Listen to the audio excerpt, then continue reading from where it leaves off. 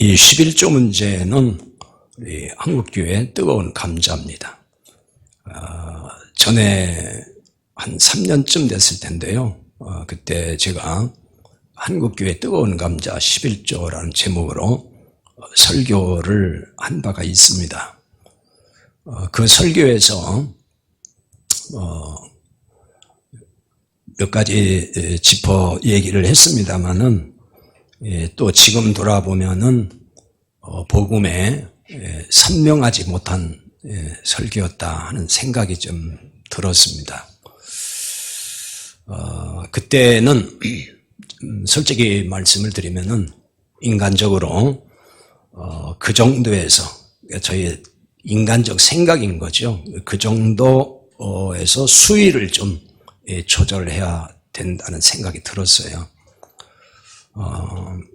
그때는 유튜브 설교, 제 유튜브 설교를 이렇게 듣는 분이 거의 없었습니다.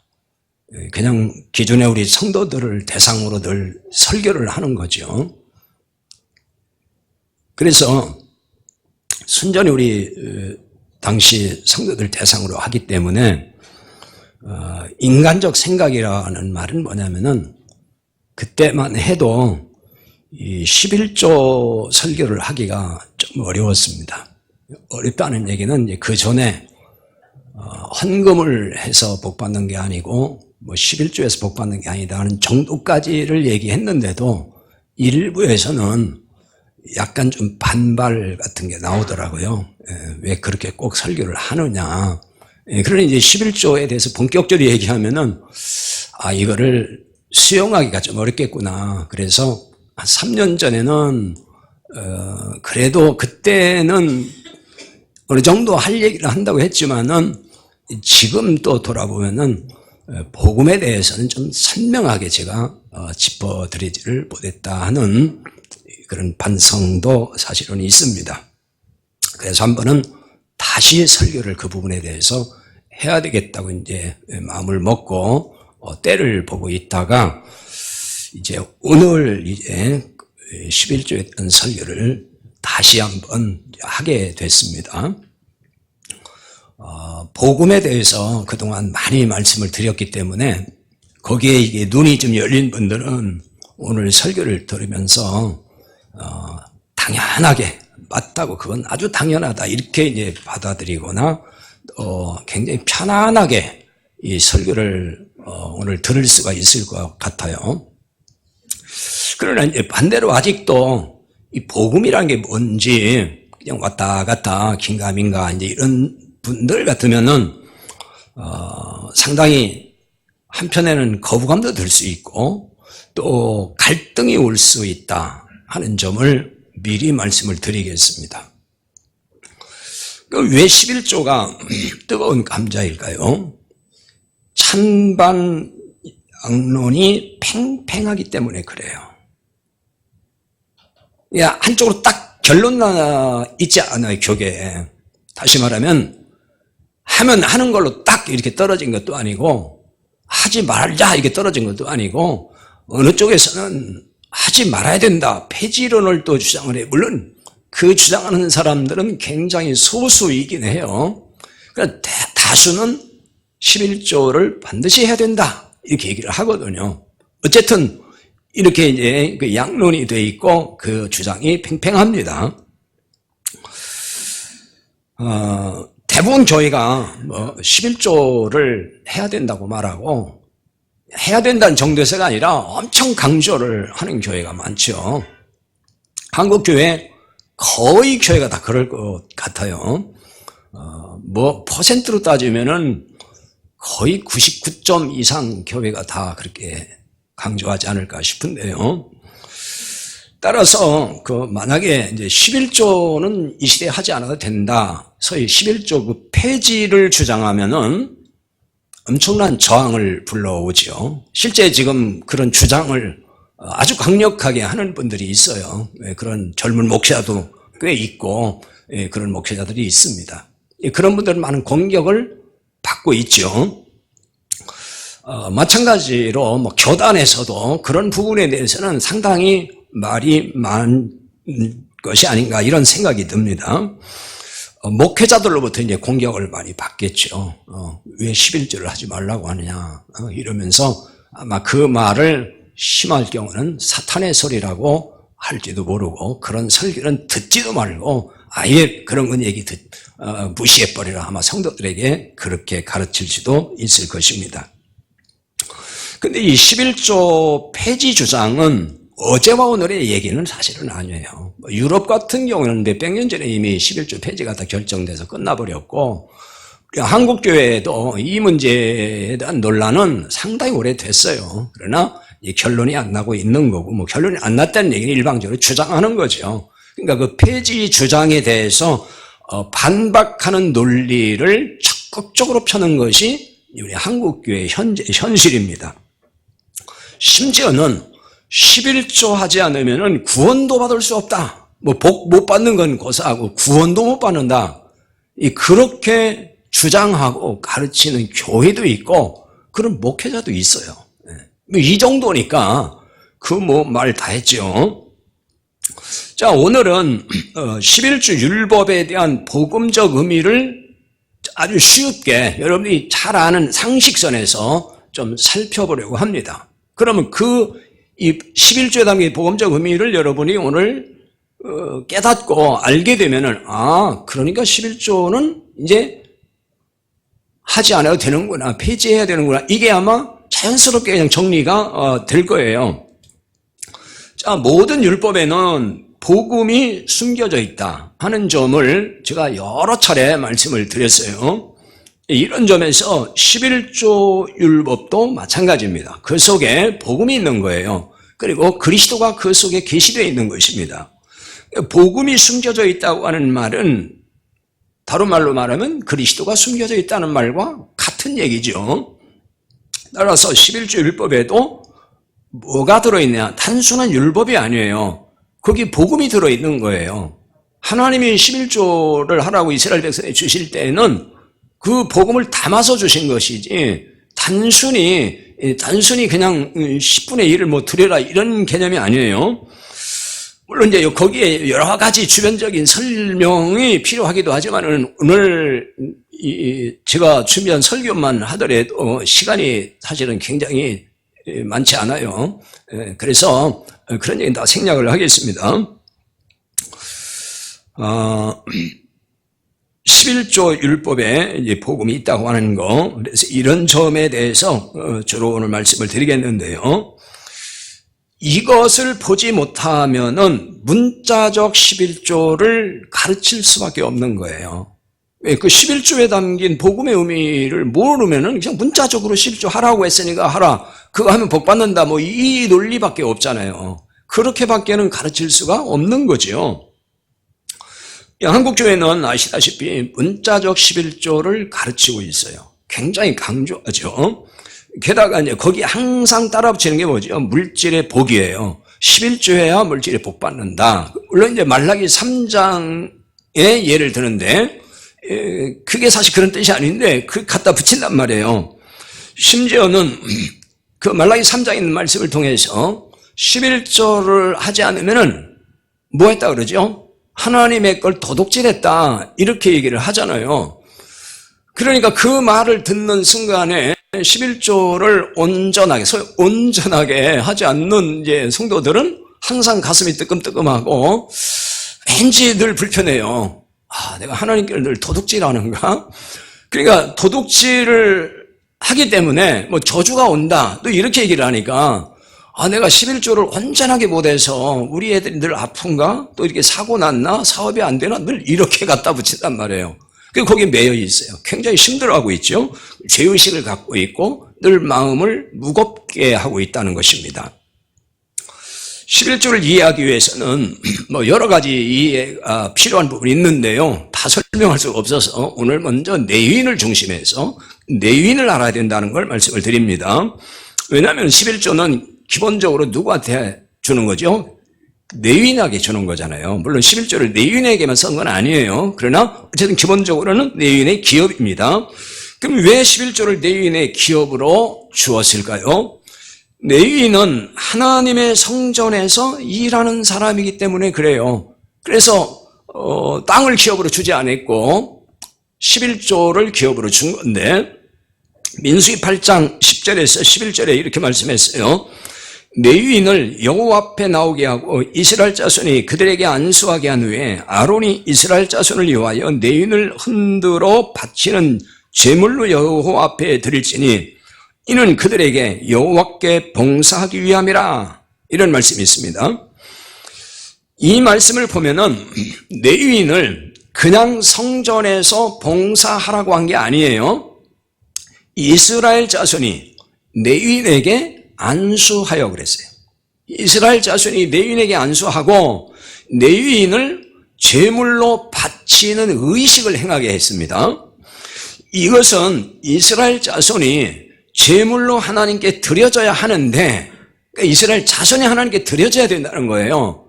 그런데 레위인이 대신 드려진다 하는 것을 의미하는 겁니다. 그래서 안수한다는 얘기는 전가한다는 뜻을 담는 거예요. 전가시키는 거. 그러니까 이스라엘 백성이 해야 할 일을 레위인에게 전가시킨다는 말이에요. 자, 그렇다고 바로 레위인이 성전 일을 한 건 아니에요. 민수기 8장 12절에 또 이제 가서 보면은 레위인으로 수송아지를 머리에 안수하게 하고 내가 그 하나는 속죄 제물로 하나는 번제물로 여호와께 드려 레위인을 속죄하고라고 나와 있습니다. 레위인이 수송아지들의 머리에 안수했어요. 그리고 그 짐승을 속죄 제물과 번제 제물로 드려서 레위인의 죄를 속했다고 하는 거예요. 그러니까 이것은 짐승이 레위인을 대신해서 죽은 걸 의미하는 거죠. 이걸 대속의 죽음이라고 말합니다. 왜 레위인이 이런 절차를 밟아야 할까요? 거룩하신 하나님 앞에 나아가기 위함입니다. 왜냐하면 죄가 있으면 누구도 하나님 앞에 나갈 수가 없어요. 하나님 앞에 나가면 죽습니다. 성전 일을 할 수 없다, 그런 뜻이에요. 자, 다시 정리해 보겠습니다.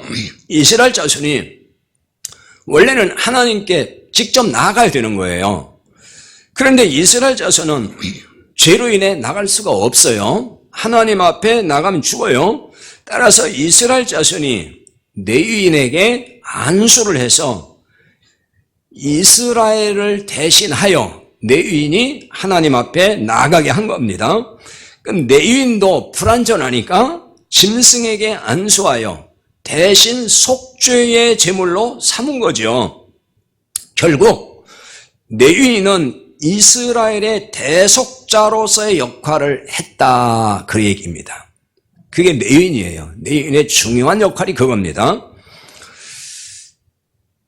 하나님은 레위인의 이 대속자로서의 역할을 출애굽의 은혜를 통해서, 그러니까 그 대속자 역할의 본질을 끄집어내서 설명을 하고 있어요. 그게 민수기 8장 17절입니다.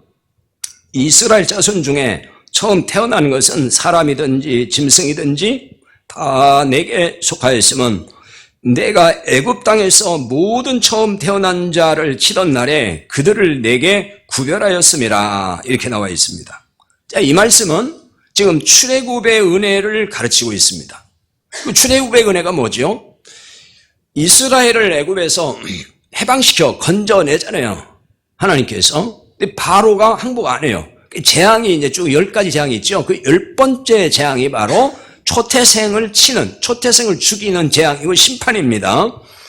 근데 애굽의 초태생을 심판할 때에 그 애굽에 있는 이스라엘의 초태생이 또 같이 죽을 수가 있잖아요. 그러니까 그거를 이제 구별해서 이스라엘 초태생을 구원받게 하죠. 그 구별할 때에 어떻게 했어요? 어린 양을 잡아서 그 피를 이스라엘 백성의 인방과 문설주, 그러니까 문설주라면 기둥을 말하는 거예요. 문기둥을 말하는 거죠. 인방은 이렇게 이제 가로질 이런 기둥 이런 건데, 하여튼 거기에다가 피를 바르면은 그 피를 보고서 죽음의 심판이 넘어갔어요. 그게 유월절이잖아요. 이스라엘은 어린 양의 피를 발라 바로 사망의 심판에서 살아났죠. 그래서 출애굽할 수 있었습니다. 그 사건을 구원의 상징으로서 늘 신약에서도 가르치고 있습니다. 이를 두고서 유월절 어린 양의 대속으로 구원받았다, 이렇게 말을 하죠. 이때 피 흘려 죽은 유월절 양은 누구를 의미하죠? 그리스도를 의미하는 거예요. 그건 신약의 고린도전서 5장 7절 하반절에 그렇게 사도 바울이 설명을 하고 있어요. 우리의 유월절 양 곧 그리스도께서 희생되셨느니라. 그러니까 그리스도는 누구냐? 출애굽 당시에 유월절 양, 그러니까 그 유월절 양은 그리스도를 그림자로 보여줬다. 유월절 양에게 그리스도를 담아두셨다. 그와 같은 얘기인 것입니다. 그러니까 이스라엘을 유월절 양으로 대속하신 그 일은 오실 그리스도, 메시아죠. 메시아는 히브리 말이고 그리스도가 헬라 말이에요. 똑같은 말입니다. 오실 그리스도를 바라보게 했다는 얘기예요. 앞으로 유월절 양이신 그리스도가 영원한 대속의 주님으로 오신다, 그 뜻인 거예요. 그거 바라보라는 얘기입니다. 이 때문에 이스라엘이 이것을 역사 속에서 잊지 않고 기억하도록 레위 지파를 세우셔서 그걸 자꾸 상기시키게 했단 말이에요. 왜? 유월절 사건을 시간이 지나면 세대가 바뀌면 잊어버릴 수 있잖아요.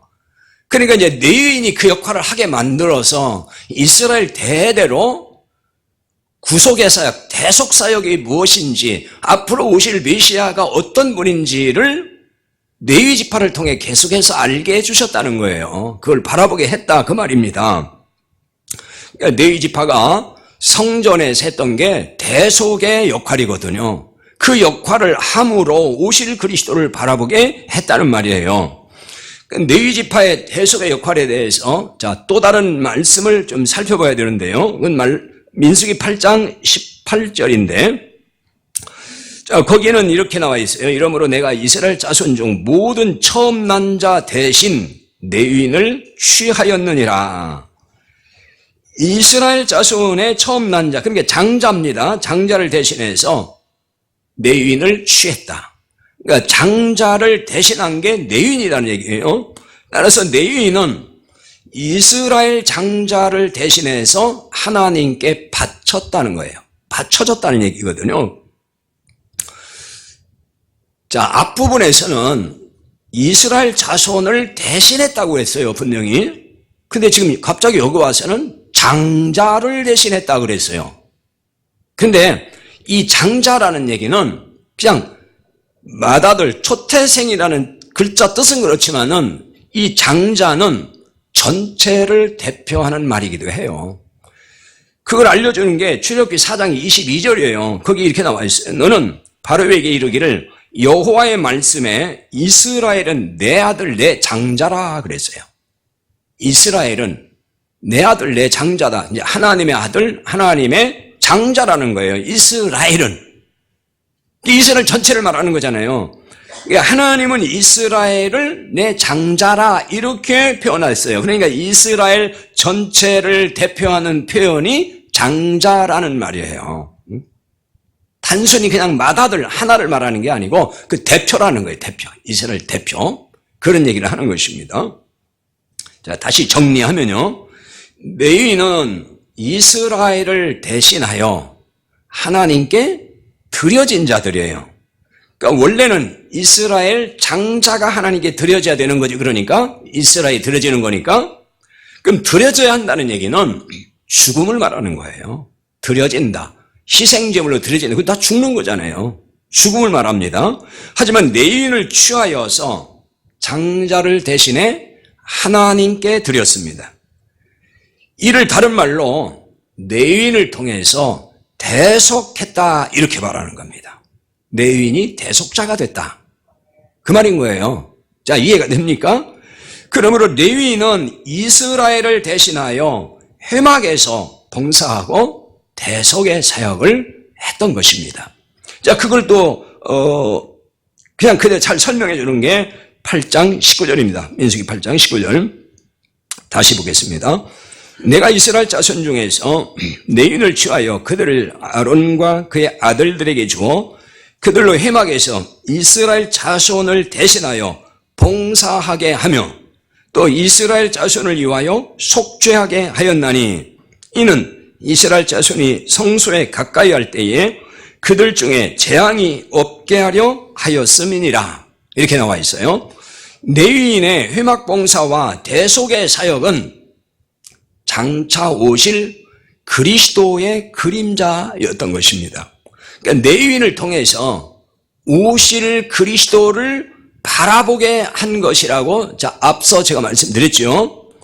그러니까 여기서 중요한 거예요. 11조는 뭐냐? 바로 이 문제와 밀접한 관계에 있다고 말이에요. 민수기 18장 21절에 보면은 내가 이스라엘의 11조를 레위 자손에게 기업으로 다 주어서 그들이 하는 일, 곧 회막에서 하는 일을 감나니 그랬어요. 이스라엘의 11조를 레위 자손에게 기업으로 주는 거. 자, 이거는 모르는 사람 없어요.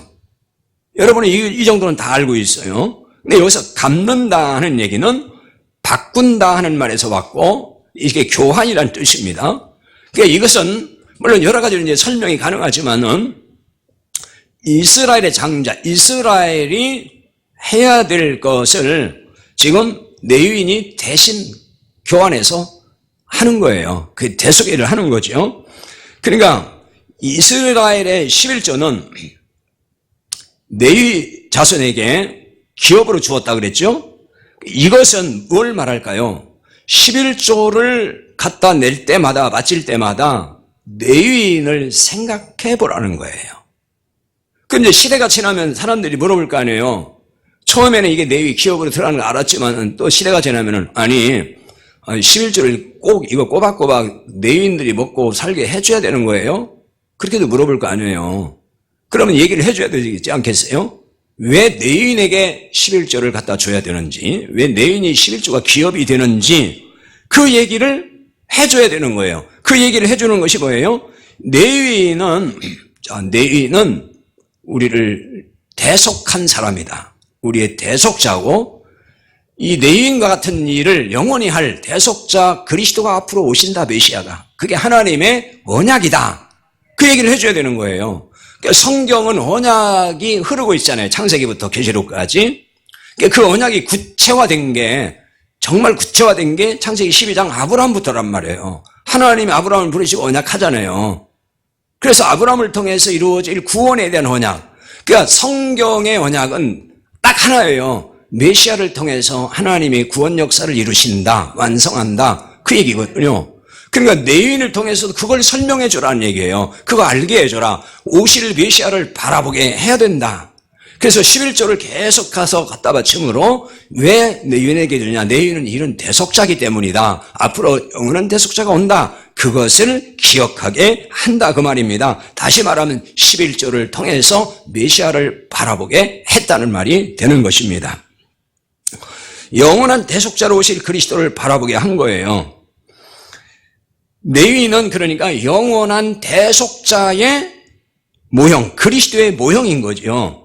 그러니까 11조를 할 때마다 레위인을 통해서 누구를 바라봐요? 대속의 주님, 그분을 바라보게 했다 그 말입니다. 자, 그런데 이제 중요한 것은 그 대속자가 되신, 영원한 대속자이신 주님이 그리스도가 오셨잖아요. 그렇죠? 이미 2000년 오셨어요. 그렇기 때문에 지금 성전 제사가 있나요? 폐지됐나요? 폐지됐잖아요. 성전에 가서 제사 안 드리잖아요. 동물 피 흘려가지고. 왜? 십자가에서 다 이미 이루셨기 때문에 성전 제사가 필요 없이 됐어요. 그러니까 거기서 대속의 역할을 보여줬던 레위인의 역할이 있어요? 없어요? 성전 제사 폐지됐으니까 레위인도 이제 필요 없는 존재가 되어버린 거예요. 쉽게 말하면 레위인도 폐지가 된 거예요. 그러면 11조를 레위인의 기업으로 줬는데 그럼 11조가 그럼 있는 거 이제 폐지된 거예요? 아니, 논리적으로 생각해 보세요. 당연히 폐지된 거잖아요. 성전이 폐지됐어요. 레위인도 폐지됐어요. 그 11조를 레위인에게 줬어야 되는데 이제 줄 사람 없잖아요. 그러니까 폐지된 거예요. 율법으로서의 11조가 폐지됐다 그 말입니다. 잘 생각을 해봐야 돼요. 왜냐면은 이 모든 것 이런 것이 성전 제사제도라든지 뭐 내인은 다 율법 아래에 있는 것이고 율법에 있는 제도예요. 11조도 율법이고 그러니까 이 모든 건 다 뭐였냐 그림자였다는 거예요. 그 속에 오실 메시아를 담아뒀고 그림자로 그걸 보여준 거거든요. 그 히브리서 10장 1절이 그 말씀이에요. 율법은 장차 올 좋은 일의 그림자일 뿐이요 참 형상이 아니었다. 그러니까 율법은 장차 올 좋은 일이 뭐예요? 메시아 그리스도를 통해서 이루어질 대속사역인 거예요. 그걸 좋은 일이라고 한 거예요. 그래서 그 구약에서 모든 것 율법은 그림자였다. 그러니까 그림자인 실체가 되는 분이 오셨으니까 이제 그림자는 사라졌다는 얘기예요. 그러니까 11조가 당연히 폐지된 거예요. 그러니까 여기서 율법은 성전 제사 제도를 비롯한 11조 등 모든 것이 구약의 그 율법이에요. 그러니까 당연히 11조는 율법이죠. 그렇죠?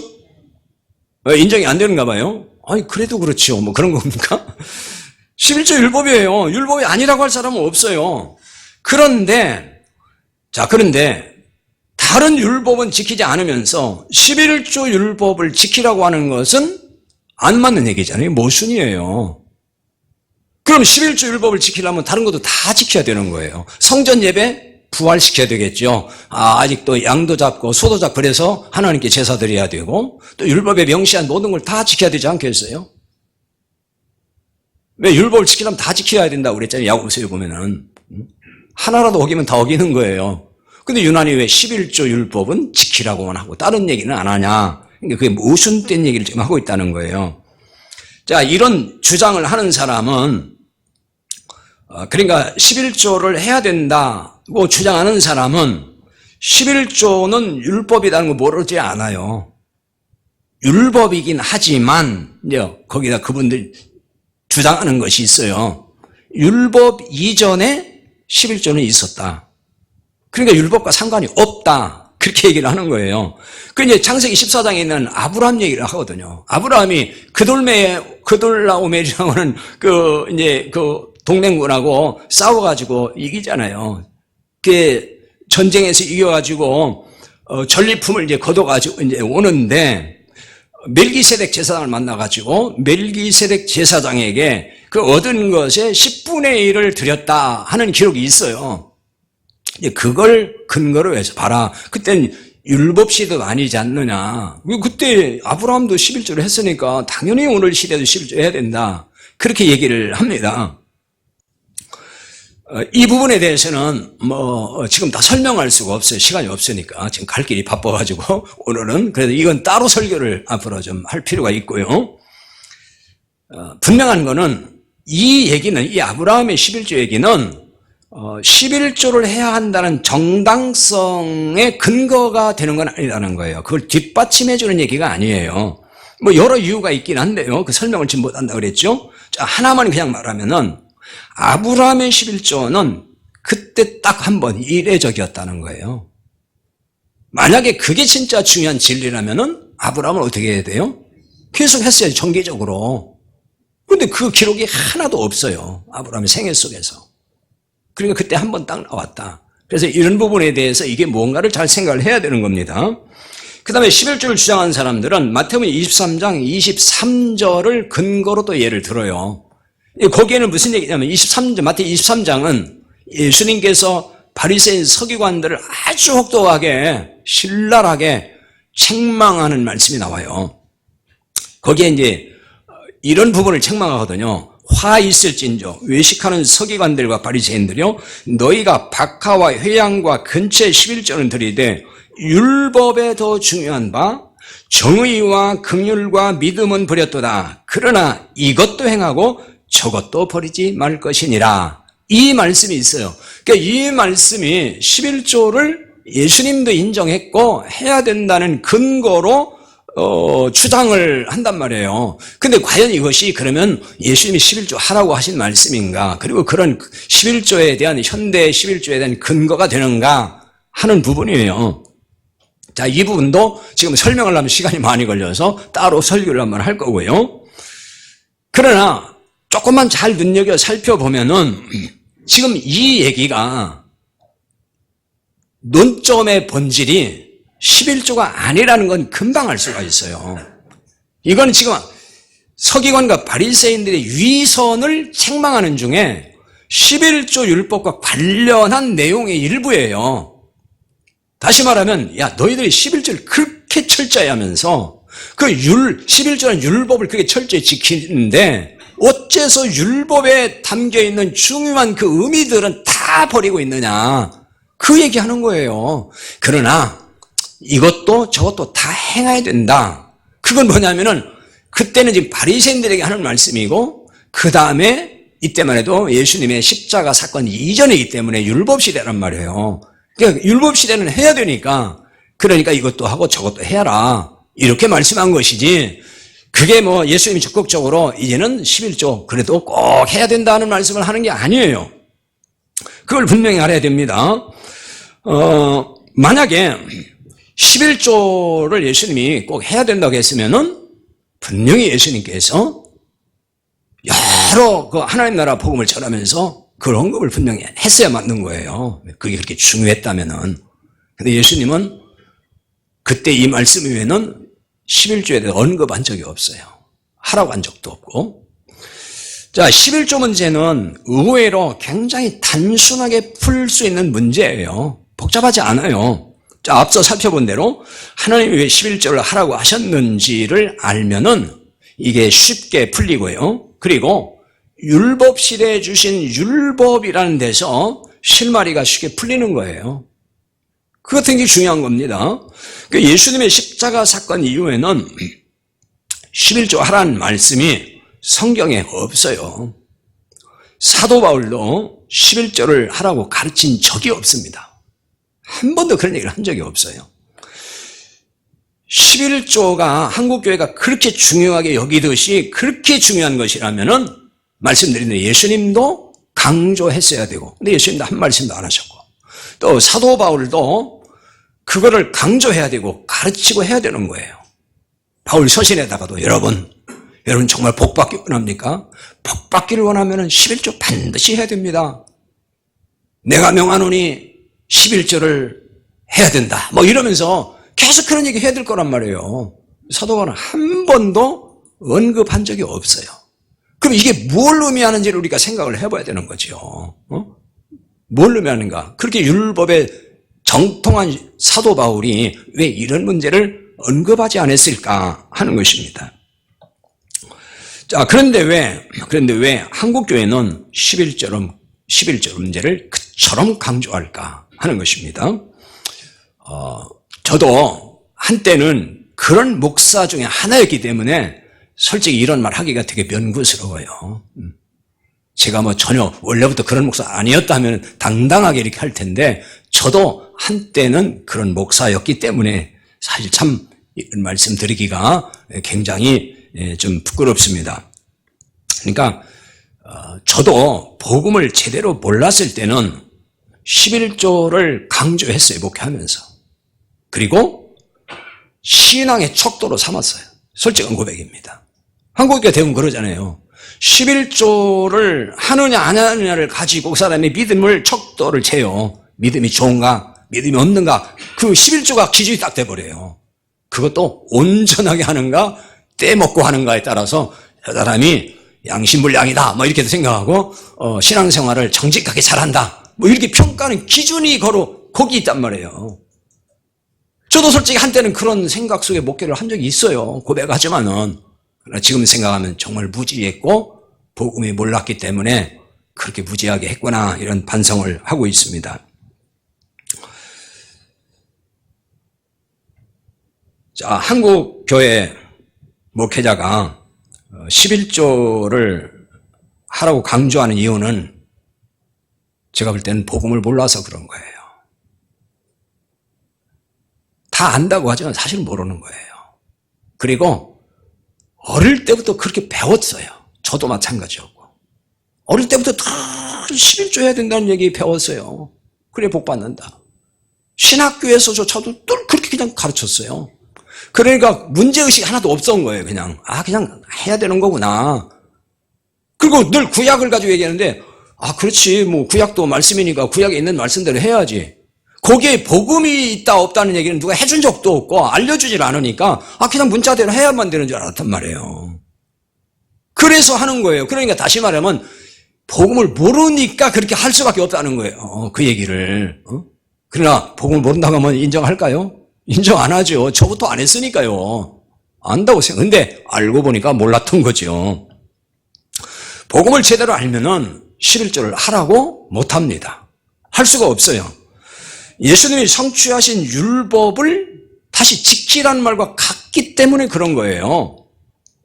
예수님이 성취하신 율법을 지키라는 말은 주님의 십자가 사건을 부정하는 것과 같은 거예요. 이런 일은 이게 가볍게 넘길 일이 아니거든요. 굉장히 심각하게 봐야 될 일인데 근데 우리들은 이런 부분을 대수롭지 않게 생각을 해요. 예수님의 십자가 사건을 사실은 무시하는 거고 그거 그냥 인정하지 않는 것 같은 거거든요. 왜? 십자가 사건에서 모든 율법 완성했잖아요. 그러면 다른 율법은 완성했고 11조 율법은 남겨두셨나요? 예수님께서? 내가 다른 건 다 완성했어. 그러나 11조는 남겨놨으니까 요거는 해야 돼. 이렇게 한 게 아니란 말이에요. 그게 다 포함된 거예요. 다 완성시켰다고 말입니다.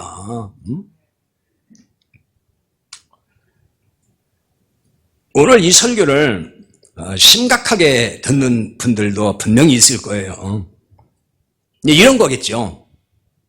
아니 한국교회가 거의 다 열이면 열 거의 다 11조를 하라고 하고 있고 한국에 다 긴단한다 유명한 목사님들 실력파 목사님들 다 11조 하라고 하고 있는데 도대체 무슨 얘기 하는 거예요? 아니 그분들은 뭐 바보라서 11조 하라고 하는 줄 알아요? 그분들 다 당신보다 똑똑하고 성경 박사들이에요. 그런데 11조 하라고 하잖아요. 근데 당신은 무슨 근거로 지금 자꾸 그렇게 얘기하는 거예요? 그분들이 맞는 거지 않겠어요? 그러니까 대다수가 다 하라고 하는 거지. 아마 분명히 여러분 어떤 분들 중에는 이제 그런 논리가 자꾸 생각날 수 있어요. 그러니까 당신 뭐 제대로 알고나 얘기하는 거냐? 그런 질문을 하고 싶을 거예요 아마. 제대로 알고나 하는 거냐? 아니 다들 그렇게 할 때는 분명한 그 이유가 있을 텐데 당신은 왜 그걸 아니라고 하느냐? 분명히 그럴 의문이 생길 거라는 생각이 들어요. 그런가 하면 또 이런 분도 계실 것 같아요. 아니 이게 그렇게 심각한 문제라면은 진작 가르쳐 줬어야 되지. 왜 인제서 얘기를 합니까? 뭐 그런 분도 분명히 있을 것 같아요. 복음을 좀 깨달은 분들은. 저는 이런 분들에게 정말 할 말이 없어요. 그냥 선고합니다. 이 말씀밖에 못 드리겠어요. 이게 사실 목회자가 앞뒤 가리지 않고 깨달은 복음을 전해줘야 되는데 이게 제가 목회를 해보니까 그게 잘 안 되더라고요. 왜냐하면은 이거를 정말 성도들이 받아들일 수 있을까? 이해가 될까? 이건 얘기해봐야 지금 설사만 하고 토하고 난리를 낼 거야. 그러면 아직은 주면 안 되지. 어떤 때는 이런 마음이 솔직히 들어요. 소화도 안 될 얘기 자꾸 해줘봐야 먹고 그냥 토해버리고 그 문제가 되면 시끄럽기만 하고 그러니까 이제는 좀 더 알 때까지 좀 더 자꾸 다져가지고 복음에 대해서 점점 더 확장이 돼서 이렇게 알아갈 때에 이 얘기하면은 그때는 좀 받아들이겠지. 솔직히 이런 마음이 제 안에 있었던 거예요. 변명은 또 변명이죠, 이것도. 그럴 필요가 없는데. 근데 모르겠어요. 저는 그렇게 사람이 독하지를 못해가지고 이겁니다 이렇게를 잘 못해요. 어떤 때는 이렇게 천천히 속도 조절을 할 때가 있습니다. 지금 다른 문제도 또 있어요. 이것뿐만이 아니에요. 자, 이제는 제 생각입니다. 이것도 그동안에 복음에 대해서 많이 들었기 때문에 이제는 좀 때가 되었다 이런 생각이 들었습니다. 어차피 솔직히 말해서 11조를 한다고는 하지만은 온전하게 하지 않는 분들이 더 많아요. 교회마다 보면은 11조 신자가 더 많은 게 아니에요. 안 하는 분이 더 많고 또 한다고 해도 소위 말하면 온전하게 하지 않는 분들이 훨씬 많단 말이에요. 그러니까 하면서도 늘 찜찜한 거예요. 온전하게 이걸 강조하니까 아이고 내가 온전하게 늘 못하는데, 이런 분들은 아마 오늘 설교가 되게 반가울 거고, 아이고 진작 좀 해주지요 아마 그런 마음도 들 거라고요. 그랬으면 내가 마음 편하게 좀 신앙생활 할 텐데 나 그동안 얼마나 마음 좋은 줄 알아요. 온전하게 못하니까 떼먹었다고 했었고, 그래서 뭐 사고 났다, 너 사업 안 된다 맨날 이 소리 들었기 때문에 내가 얼마나 스트레스 받은 줄 알아요. 제발 좀 빨리 좀 알려줬으면은 내가 이런 스트레스 안 받고 신앙생활 했을 텐데. 아마 그런 분도 혹시 있을 것 같아요. 이제는 마음을 푹 놓으면 좋을 것 같아요. 오늘 이제 면죄부 받은 겁니다, 완전히. 반면에 진짜 10원짜리 한 푼도 거르지 않고 그걸 꼬박꼬박 11조라고 해서 했던 분들은 상당히 당황스럽기도 하고 어리둥절하기도 하고, 이게 좀 뭐야 이게 도대체 뭐야 이게, 아마 그런 충격도 없지 않아 있을 것 같은 생각이 들어요. 그러나 그런 분들일지라도 이미 그 전에 들었던 복음에 대해서 깊은 이해가 있었다면은 오늘 쉽게 이제 털어버리고 정리가 될 것이라는 생각이 듭니다. 근데 자, 오늘부터는 용어 하나를 좀 다시 한번 정리를 해보려고 그래요. 헌금 얘기가 되기 때문에 제가 헌금에 대해서 이제 성경을 다시 다 뒤져봤어요. 저도 공부하면서. 근데 한 가지 너무 평범한 얘기인데도 불구하고 조금은 충격이 되는 그런 부분이 있었어요. 그게 뭐냐면은 연보라는 용어예요. 그러니까 헌금이라는 용어도 이제는 연보라는 용어로 바꿔야 이게 맞다, 그거였습니다. 사실 우리가 헌금하고 저도 입에 붙었어요. 이게 헌금이라는 말이 뭐 하루 이틀 얘기가 아니니까 어릴 때부터 늘 썼던 말이니까 입에 붙었죠. 저도, 여러분도 그렇고. 그래서 이 헌금이라는 이 용어가 성경에 얼마나 있는가 제가 찾아봤어요. 전에는 그걸 이제 대수롭지 않게 여겼던 거죠. 근데 깜짝 놀란 게 뭐냐면은 신약 성경에 헌금이라는 단어가 딱 2번 나와요. 우리말 번역된 게. 누가복음 21장 1절과 4절, 거기 딱 2번 나옵니다. 그리고 한 번도 안 나와요. 여러분 놀랍지 않아요? 우리가 늘 헌금은 그러는데 성경에는 헌금이라는 말이 없어요. 우리말 번역에. 그래서 저도 깜짝 놀란 거예요. 저는 굉장히 많이 나올 줄 알았는데.